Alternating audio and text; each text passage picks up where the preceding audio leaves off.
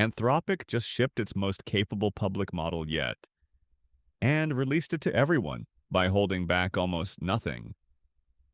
But a stronger model is also more dangerous on a few topics, helping with cyber weapons, with biochemistry, or copying the model itself. Refuse everything and it's useless. Allow everything and it's reckless. Here's the key. Only a thin slice of requests is actually risky, under 5% of sessions. You don't need to weaken the whole model for that.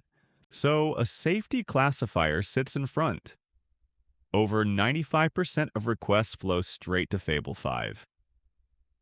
The flagged few get their answer from a more conservative model, Claude Opus 4.8, and instead.